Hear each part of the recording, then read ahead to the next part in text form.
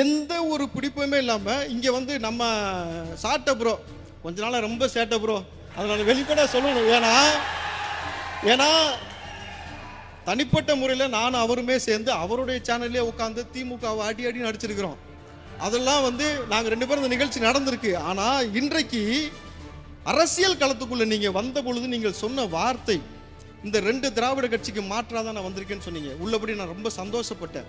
அன்று ஒரு நாள் நான் சொன்ன காணொலி இருக்கும், அண்ணன் சீமான் சட்டமன்றத்துக்கு போகணுன்னு சொன்னாலும் நான் புரியுதுங்களா. ஏன்னா அண்ணன் சீமான் சொன்னார் இந்த திராவிட கட்சிக்கு மாற்றா நான் வந்திருக்கிறேன் சொல்லிட்டு திடீர்னு பார்த்தா அங்கே போய் ஐயா எடப்பாடி வீட்லையும் அங்கே சசிகலா அம்மா வீட்டில் உட்காந்துருக்காரு. எதுக்கு அங்கே போய் குத்த வச்சு உட்காந்துருக்கீங்க? அவ்வளோ பெரிய கட்சி அழிஞ்சிடக்கூடாதுன்னு நினச்சேன். உங்களுக்கு என்ன அக்கறை? யாருக்கும் இல்லாத அக்கறை. பராசக்தி டயலாக் மாதிரி பேசுவோமே. ஏன்னா மிகச்சிறந்த நடிகன். ஏன்னா ஒரு இதில் ஜட்ஜா நடிச்சாரு, ஒரு இதில் வந்து கான்ஸ்டபிளா நடிச்சாரு. அதுக்கப்புறம் பார்த்தீங்கன்னாக்கா மிமிக்ரி அவர் மாதிரி பண்ண வராதுங்க. இப்போ நடிச்சீங்கல்ல போலீஸ் ஆகுறதுல ப்ரோ க்ளோஸா வாட்ச் பண்ணுவேன். இவர்களை நான் சொல்லவில்லை. ஆனால் பொதுவாக ஒரு வழக்கு என்ன தெரியுமா பேசினாங்க, தளபதி விஜய்க்கு கூட்டம் வருது அப்படின்னு சொன்னாக்கா நடிகன்னா கூட்டம் வரும் அப்படின்னா அதோட நிப்பாட்டத்தை கூட பரவாயில்ல. நயன்தாரா அனுப்பிச்சா கூட்டம் வரும், சன்னி லியோன் வந்தா கூட்டம் வரும். இது ஒரு பேச்சு. சரி நான் சொல்றேன், நாங்க எங்க தளபதியை பத்தி வீட்டுல உட்காந்து எங்க அக்கா கூட எங்க அம்மா கூட என் பொண்டாட்டி கூட புள்ள கூட உட்காந்து பேசுவோம். நீ அதே மாதிரி சன்னி லியோனை பத்தி வீட்டுல உட்காந்து பேசுவியான்னு கேக்குறேன். இந்த கேவலமான அரசியலை நிப்பாட்டிக்கங்க. எம்ஜிஆர் ஜெயிச்சது போல அண்ணா ஜெயிச்சது போல நானும் ஜெயிச்சிருவேன். 1967 போல 77 போல 2026 நான் ஜெயிச்சிருவேன்.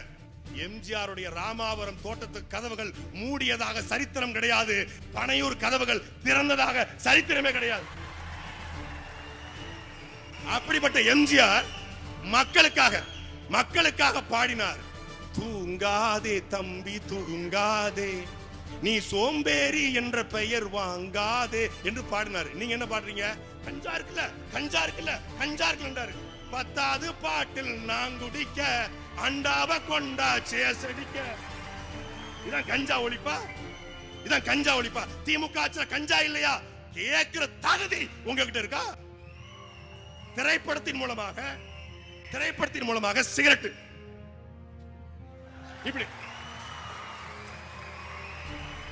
இதுதான் கஞ்சா ஒழிப்பு, இதான் போதைப் பொருள் ஒழிப்பு, இதான் புகையிலை ஒழிப்பு. சீமானும் சாட்டை துறைமுருகனும் அவங்களும் சினிமால தானே வந்தாங்க. நாங்க சினிமாக்கார அரசியலுக்கு வரக்கூடாதுன்னு சொல்லல, சினிமா என்ற தகுதியை மட்டும் வச்சுக்கிட்டு அரசியலுக்கு வராதீங்க. திமுக தொடங்கும் போது அடைந்தால் திராவிட நாடு இல்லைய சுடுகாடு என்கிற முழக்கம் வச்சாங்க. திமுக தொடங்கும் போது சாதி ஒழிப்பு, சமூக நீதி, இட ஒதுக்கீடு, வகுப்பாரி பிரதித்துவம் என்ற கோட்பாடு இருந்தது. உங்களுக்கு என்ன இருக்கு? திராவிடமும் தமிழ் தேசியமும் இருக்கு. இதான் ஏன் விஜய் நாங்க எதுக்கு தெரியுமில? திராவிடம் வேறு தமிழ் தேசியம் வேறு. திராவிடமும் தமிழ் தேசியம் ஒண்ணுன்னு சொல்றது கருவாட்டு சாம்பார் மாதிரி. ஒண்ணு அந்த பக்கம் நெல்லு, இல்லன்னா இந்த பக்கம் நெல்லு, நடுவுல நிக்காத அப்படின்னு சொல்றோம். இதை ஆதவ அர்ஜுனா சொல்றாப்ல, நாங்க நம்பி ஏமாந்துட்டோம். 2011 இருந்து 2021 வரைக்கும் திமுக ஆட்சியில இல்ல. 2006 2011 திமுக ஆட்சி சரியில்லைன்னு சொல்லிதான் மக்கள் வாக்கு செலுத்துறாங்க. 10 ஆண்டுகளாக ஆட்சியில இல்லாத திமுகவுக்கு ஓட்டு போட்டு திமுக வர வச்சுட்டு இப்போ தீய சக்தி போன வாரம் வரைக்கும் தீய சக்தி, இப்போ பராசக்தி. ஒரு சின்ன பையன் தொலைக்காட்சி தொடர்ல அது இது எது நடிச்சு டான்ஸ் ஆடி ஜோடி நம்பர் நடிச்சு காமெடியனா இருந்து மேல எந்திரிச்சு ஒரு சின்ன பையன் ஹீரோவா வர்றத பார்த்து சகிக்க முடியாம எங்க படத்துக்கு போட்டியா யாரும் வரக்கூடாது, ஜனநாயகனுக்கு போட்டியா யாரும் வரக்கூடாதா எங்களை சொல்றாரு. நீங்க அங்க அதை கேட்டீங்களா இதை கேட்டீங்களா? பிஜேபி மேடையில நீங்க ஏறினீங்க, RSS மேடையில ஏறி. சரிப்பா, நீங்க RSS எதிர்க்கிறீங்க, பிஜேபி எதிர்க்கிறீங்க, உங்க கொள்கை எதிரி, பாசிச எதிரி. அப்படி என்றால் ஜனநாயகன் படத்தை முடக்க நினைக்கிறாங்கன்னு சொல்றாங்க.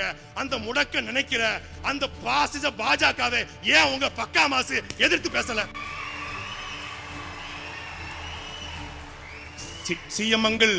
சிஎம் சார், உங்களுக்கு என் மேல ஏதாவது வருத்தம் இருந்தா எண்ணிய பழி வாங்குங்க, என் ஆளுகளை விட்டுருங்க. கரூர் விவகாரத்திற்கு, கரூர் பிரச்சனைக்கு இந்த மாதிரி வீடியோ போட்ட பக்கா மாசு இப்போ பிஎம் சார் என்ன பழி வாங்கணும், என்னைய பழி வாங்குங்க, ஜனநாயகனை விட்டுருங்க அப்படின்னு வீடியோ போட வேண்டியதானே? ஒரு வாரமா நான் பேசுறேன், சீமான் பேசுறாரு, ஜோதிமணி பேசுறாங்க, காங்கிரஸ்காரங்க பேசுறாங்க. ஏன் தமிழ்நாடு முதலமைச்சர் ஐயா ஸ்டாலினே பேசிட்டாரு. நேத்து ஐயா ஸ்டாலின் போடுறாரு. எப்படி வந்து பாஜகவுக்கு இடி ஐடி இருக்கிறதோ அதே போல இந்த சிபிஎஸ்இ என்கிற தணிக்கை துறையும் பாஜக கட்டுப்பாட்டு இருக்குன்னு விஜய்க்கு ஆதரவாக தமிழ்நாடு முதலமைச்சர் ட்வீட் போடுறாரு. விஜய் பனையூர்ல உட்காந்து சோத்தை பார்த்துட்டு வந்திருக்காப்ல. ஏன்னா 4 மணி நேரம் சோத்தே பார்த்துட்டு பாப்லையா, 4 மணி நேரம் சோத்தை பார்க்க 4 நாள் ஆச்சுங்க. 500 கோடி படம், 500 கோடி ரூபாய் படத்தை, ஒரு படத்தையே சொன்ன தேதியில வெளியிட முடியாத உங்களால் இந்த நாட்டை எப்படி மாற்ற முடியும்? இதுல நான் குறி வைக்க மாட்டேன். குறி வச்சால் நான் பின் வாங்க மாட்டேன். நான் திரும்பி வர ஐடியாவே கிடையாது. எங்க திரும்பி வர ஐடியா இல்ல, திரும்பவே இல்ல. அப்புறம் நம்ம தம்பி சாட்டை, நாங்க எவ்வளவு உரையாடி இருக்கோம், எவ்வளவு பேசியிருக்கோம்னு எங்க 2 பேருக்கு தான் தெரியும். விஜய் அவர்கள் இந்த இப்படி நின்னாரு இப்படி நின்னாரு போராட்டமெல்லாம் பேசுறாரு. சரி, நான் ஒண்ணு செய்யட்டுமா? அன்பு தம்பிகளே, அண்ணனை வலசரவாக்கம் வர சொல்லியிருக்கிறார்கள். நீங்கள் எல்லோரும் உடனே வந்துடணும். அண்ணனுக்கு எப்படி சொல்றதுன்னு தெரியல. எனக்கு சாட்ட அளவுக்கு அவர் அளவுக்கு பெர்ஃபார்மன்ஸ் பண்ண வருமான்னு தெரியல. லைவ் ரிலே எப்படி ஒரு லோக்கல் ஸ்டேஷனுக்கு விசாரணைக்கு கூப்பிட்டதுக்கு அத்தனை பேரை கூப்பிட்டு இவர் இப்படி இப்படிங்கிறாரு. சரி, நான் என்னன்னு சொல்றேன், அம்மையார் ஜெயலலிதா அவர்களை சட்டமன்றத்தில் வச்சு அடிச்சது யார்? அன்னைக்கு அவங்க ஒரு அரசியல்வாதி. ஆனா கம்பேக் எப்படி இருந்துச்சு? சட்டமன்றத்துக்குள்ள உங்களை விட்டு விரட்டி அடிச்சாங்களா? தளபதி விஜய் அவர்கள் கை கட்டினதுக்கே எப்படி பேசுறீங்களா? இன்னைக்கு தொடு பார்ப்போம். ஏன்னாக்கா ஒரு அரசியல் களத்துக்குள்ள ஒருத்தர் வராருன்னு சொன்னாலே எந்த அடிப்படையில் நீங்க அவர் எதிர்க்கிறீங்க சொல்லுங்க பார்ப்போம். ரஜினி அவர்கள் அரசியலுக்கு வரேன்னு சொன்னாரு, அவ்வளவுதான், போட்டு முடிச்சு விட்டாரு. கொஞ்சம் நஞ்சா பேச்சு கிடையாது. அவர் ஒரு கன்னடரு, அவர் ஒரு அவரை பத்தி பேசினாலும் பரவாயில்ல. எதுக்கு சம்பந்தம் இல்லாம அவர் மகள் ஐஸ்வர்யா பத்தி பேசுனீங்க, தனுஷை பத்தி பேசுனீங்க. அப்புறம் அஜித்தை பத்தி, அஜித் ஒரு மலையாளி, இங்க கன்னடம், அங்க மலையாளி. விஜயகாந்த் அவர்களை வந்து அவன் தெலுங்க. இன்னும் கூடுதலா போய் நல்ல கண்ணு கெண்டக்கால் மயிருக்கு ஒரு சமமா வருவானா விஜயகாந்த் பேசியது யாரு? நல்லா தெரியும். அண்ணன் வந்து சீமான் தான் அதுக்கு பேசினார். அப்போ அரசியல் களத்துக்குள்ள வந்தாங்கன்னா நல்லது செய்யறாங்களான்னு பாருங்க. நீங்க எதற்காக பிளவுவாத அரசியல் நீங்க பேசுறீங்க? நீங்க எல்லாத்தையும் ஒத்துமையா இருக்கணும்னு சொல்லிவிட்டு நீங்க சாதி அரசியலை கையில் எடுக்க வேண்டிய அவசியம் என்ன? ஏன்னா மும்பைக்கு போய் பிஜேபி ஓட்டு கேட்டாலும் அப்படித்தான் பேசுவீங்க, சரிங்களா? அவர் சமீபமா ஒரு ட்விட்டர்ல ஒரு பதிவு போட்டிருந்தார், இப்ப பார்த்தேன். அண்ணே சொன்னா கேட்டுக்கணும் போட்டிருந்தீங்களா ப்ரோ? அண்ணே சொன்னா கேட்டுக்கணும் அப்படின்றது இன்னைக்கு ரொம்ப ட்ரெண்டிங்கா வந்துகிட்டு இருந்துச்சு. இப்ப தம்பிமார்களே, அண்ணே சொன்ன மாதிரி பாம்பு கடிச்சா அப்படியே நின்னா விஷம் ஏறாது. ஒரு கட்டுவிரியான் பாம்பு கொண்டு வாங்க, கடிக்க விட்டு பார்ப்போம். சாட்ட புறவை இப்ப கடிக்க விடுவோம். நீங்க அதே மாதிரி அமைதியா இருங்க. விஷம் ஏறுதா இல்லையான்னு நிகழ்ச்சி முடியறதுக்குள்ளே தெரிஞ்சு போயிடும். புரியுதுங்களா? அப்போ அண்ணே சொன்னா எல்லாத்தையும் கேட்க முடியாது. புரியுதுங்களா? பழனி பாபா சொன்னதை மறுபடியும் ஞாபகப்படுத்த வேண்டியது இருக்கு. எவன் ஒருவன் பெரியாரையும் எவன் ஒருவன் அம்பேத்கரையும் சந்தேகிக்கின்றானோ, வேணான்னு சொல்றானோ, அவனை நீ சந்தேகப்பட, அவனை கேட்டுக்காத, அவனை சேர்த்துக்காத, அவன் பேராபத்து அப்படின்றாரு. புரியுதுங்களா? பெரியாரை வந்து நீங்க உடைக்கிறதுக்கு கடப்பாறையை தூக்கிட்டு வரேன்றீங்க. சாட்டை அவர்களுக்கும் யூடியூப் சேனல் அவரில் பேசக்கூடிய அந்த விஷயத்துக்கும் நாம் தமிழருக்கும் சம்பந்தம் இல்லைன்னு அண்ணன் சொல்றாரு. அப்படின்னா அதுல நீங்க பேசுவது உங்களுக்கு தனிப்பட்ட கருத்து அப்படின்னு அண்ணன் சொல்றாரு. கேட்டா அப்படிதான் நீங்க அப்படிதானே?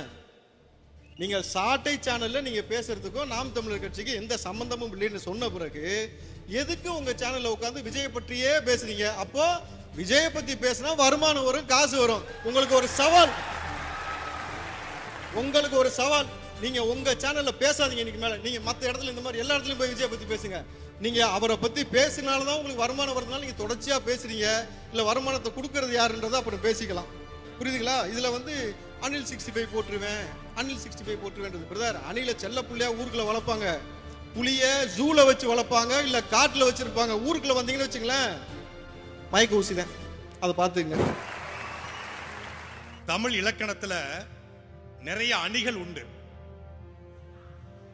உருவக அணி, ஊமை அணி, வஞ்சக புகழ்ச்சி அணி, உயர் நவிழ்ச்சி அணி அப்படின்னு பல அணிகள் உண்டு. சகோதரர் இப்ராஹிம் ராவுத்தர் பேசும்போது எனக்கு ஒரு அணி ஞாபகத்துக்கு வந்துச்சு. சிலப்பதிகாரத்துல ஒரு பாடல், போரளந்தெடுத்த ஆரையில் நெடுங்குடி வாரல் என்பது போல மரித்து கைகாட்ட அப்படிங்கிறது ஒரு கவிதை. என்ன விளக்கம் அப்படின்னா, கோவலனும் கண்ணகியும் மதுரைக்குள்ள போறாங்க. அப்படி போகும் பொழுது மதுரையில தோரண வாயில கட்டப்பட்டிருந்த கொடிகள் காற்றில் அசையுது. காற்றில் அசைஞ்ச உடனே கவிஞர் சிலப்பதிகாரத்தை எழுதிய இளங்கோவடிகள் சொல்றாரு, அவனுக்கு ஒரு சம்பவம் நிகழ்ந்துருது. கோவலனுக்கு முன்னாடியே அந்த கொடியெல்லாம் அசைஞ்சு நீ வராத அப்படிங்கிற மாதிரி கை காட்டுச்சு அப்படின்னு அவர் எழுதுறாரு. எங்கேயோ நடக்கிற சம்பவத்தை தனக்கு சாதகமாக பயன்படுத்தி கொடுக்க பெயரு தற்குறிப்பேற்ற அணி. தமிழ் இலக்கணம் தற்குறி பேற்ற அணி. வேணா விக்கிபீடியா கூகுள்ல தேடி பாருங்க. அதாவது தன்னால் நடக்கக்கூடிய ஒரு சம்பவத்தை அடுத்தவன் மேல பழிய போடுறதுக்கு பேர் என்னது? தற்குறிப்பேற்ற அணி. தான் தாமதமாக வந்துவிட்டு 12 மணிக்கு வருவதாக சொல்லிவிட்டு 12 மணிக்கு வருவதாக சொல்லிவிட்டு 7:30 மணிக்கு வந்ததுனால தாமதத்தினால தண்ணீர் இல்லாம கழிவறை இல்லாம கால் கிடக்க நின்று 41 பேர் செத்தத அரசாங்கத்தின் மீது பழியை போடுவது தற்குறிப்பேற்ற அணி. தான் காலதாமதமாக படத்தை சென்சார் ஜூன் மாதம் முடிக்கப்பட்ட படத்தை பார்த்துக்கலாம். நம்மளை யார் என்ன பண்ணுவா, நம்ம பெரிய ரவுடி ஆச்சுல அப்படின்னு ஆதவர்த்தன் சொன்னார்ல. ஆட்சிக்கு வந்தவர் பார்த்துக்கலாம் யார் பெரிய ரவுடின்னு அப்படின்னு சொன்னார்ல. நம்மளே பெரிய ரவுடி, பெரிய பக்கா மாசு, பெரிய பிளாஸ்ட், நமக்கு தராது சென்சாரா அப்படின்னு தாமதமாக சென்சார் போயிட்டு சென்சார் மேல பழிய போறது பாருங்க. இதுக்கு பேர் தான் தற்குறிப்பேற்ற அணி. சகோதரர் இப்ராஹிம் சொன்னாங்க, நயன்தாராக்கு கூட்டம் வரும் ஓட்டா மாறுமா, சன்னி லியோனுக்கு கூட்டம் வரும் ஓட்டா மாறுமா, எங்க தளபதிக்கு கூட்டம் வந்தா ஓட்டா மாறும். இப்படி கூட்டம் வந்தா ஓட்டா மாறும் அப்படின்னு நினைக்கிறதுக்கு பேர் தான், அதாவது கூட்டம் எல்லாம் ஓட்டாயிரும் அப்படின்னு நினைக்கிறதுக்கு பேர் தான் தற்குறிப்பேற்ற அணி. அவர் கேட்கிறாப்ல, ஈவேராவை திராவிட பிராமண கடப்பாறை கொண்டு உடைப்பன்னு சொல்றாரு. அன்னைக்கு பெரியார புகழ்ந்தாங்க, இன்னைக்கு பெரியார இகழ்ந்தாங்க. யாரு இவரு யாரு? இந்த யோக்கிய வர சொம்பெடுத்து உள்ள வைம்பாம்ல. எப்படி ஈவே ராமசாமி நாயக்கர் வந்து பெரியார மாறினாரு? அந்த போர்வை உங்களுக்கு ஏன் தேவைப்படுச்சு? சமூகத்துக்கு உழைச்சாரு ஆயிட்டாரு. சமூகத்துக்கு உழைச்சி பெரியார் ஆயிட்டாரு ஈவேரா. அம்பேத்கர் தான் இருக்காரு. சுவாமி விவேகானந்தர், இவங்கெல்லாம் எல்லாம் அவங்க இருக்கும் போது தட்சணாமூர்த்தி கருணாநிதியா மாறாரு, கருணாநிதி கலைஞரா மாறாரு, இங்கே வந்து ராமசாமி பெரியார மாறாரு. அப்ப உங்க ராமசாமி மட்டும் எப்படி பெரியார் ஆனாலும் போன மாசம் தான் கேட்டாப்ல. ராமசாமி எப்படி பெரியார் ஆனாலும் போன மாசம் கேட்டு இவரு கட்சி கரவேட்டினுடைய நிறத்தை மாத்திக்கிறதுக்காக ஆள் மாறலாம். நாங்கள் மாறல. ஆமா, நாங்கள் பெரியாரை கொண்டாடினோம், பெரியாரை புகழ்ந்தோம், பெரியாரை பெருமையாக பேசினோம், பெரியாரை படிக்கிறதுக்கு முன்னாடி பேசணும், பெரியாரை மறு வாசிப்பு உட்படுத்தினோம். எப்பொருள் யார் யார் வாய் கேட்பினும் அப்பொருள் மெய்ப்பொருள் காண்பது அறிவு என்று எங்கள் பாட்டன் வள்ளுவன் சொன்னது போல பெரியாரை மறு வாசிப்புக்கு உட்படுத்தினோம். சகோதரர் கேள்விகளா கேட்டாங்க. வளசர வாக்கத்துக்கு சீமான் வந்து இந்த மாதிரி தம்பிகள் எல்லாம் வந்து வர சொன்னாங்க. அவதூறு பரப்பக்கூடாது. வளசர வாக்கத்துக்கு வாங்க என்று அண்ணன் சீமான் அவர்கள் எந்த இடத்திலும் சொல்லல. ஒரு பொய் வழக்குல அண்ணன் சீமான் அவர்களை முடக்க பார்த்தது இந்த ஆளும் அரசு. அது அந்த அடக்குமுறை எதிர்த்து, அந்த அநீதி எதிர்த்து தன்னெழுச்சியாக நாம் தமிழர் கட்சியுடைய தம்பிமார்கள் வந்தார்கள். எங்க அண்ணன் ஒன்னும் பயந்து நடுங்கி காவல்துறை கைது பண்ணிரும், காவல்துறை வந்து இது பண்ணிரும் அப்படின்னு பயந்து நடுங்கி துள்ள துடிக்க 41 பேர் செத்த போதும் கட்சிக்காரனை களத்துல விட்டுட்டு ஓடி போகல எங்க அண்ணன். உங்களை மாதிரி அதுவும் வடிவேல் சொல்றாருல, போலீஸ் ட்ரெயினிங்ல கூட யாரும் ஓடலடா, எடுத்தே மாதிரி ஒரு ஓட்டம் பனையூர்ல தான் போய் நின்ன. கரூர்ல இருந்து பனையூருக்கு ஓடி போன நீங்களா வளசர வாக்கத்தை பத்தி பேசலாமா?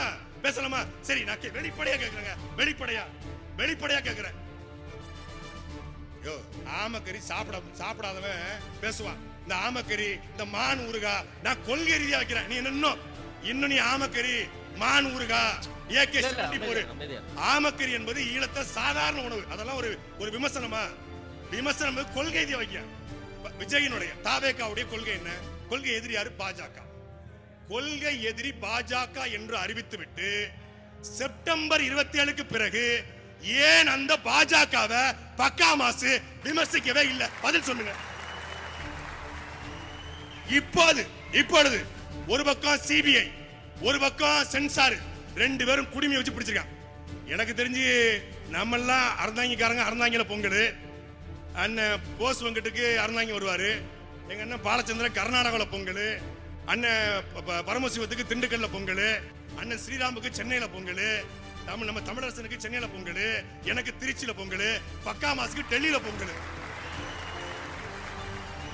அது என்ன பொங்கல்? சாதா பொங்கல் இல்ல, சிபிஐ பொங்கல்.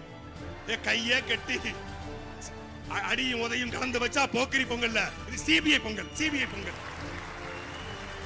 சரண்டர் தான். இவங்க எல்லாம் நம்மள கேள்வி கேட்கிறாங்க. நாம் தமிழர் கட்சிக்கு விழுகிற வாக்கை எந்த கொம்பாதி கொம்பனாலும் தடுக்க முடியாது. திருநெல்வேலி குறித்து சொன்னாங்க. திருநெல்வேலி ஒண்ணும் தப்பு இல்ல, பிளாக்ல டிக்கெட் விற்கிறது தான் தப்பு. திருநெல்வேலி ஒண்ணும் தப்பு இல்ல, மக்களுடைய வயிற்றுல அடிச்சு லாட்டரி சீட்டு வித்து அந்த காசுல வந்தவனை பொதுச்செயலாக வச்சிருப்பதா தப்பு. ஜனநாயகன் டிக்கெட்ட மதுரையில வெற்றி தியேட்டர்ல 180 ரூபாய் டிக்கெட்ட 1000 ரூபாய்க்கு வித்து ஏழைகளையும் வயிற்றுல அடிச்சு கட்சி நடத்துற கட்சி நாம் தமிழர் கட்சி அல்ல. என் அண்ணனுக்கு நான் உழைச்சு கொடுக்கிறேன். விஜய பத்தி பேசினா எங்களுக்கு வருமானம் கிடையாது. விஜய் என்கிற அந்த அரசியல் அழுக்கை இந்த தேர்தலோடு ஒழித்து கட்ட சாட்டை சுழலும்.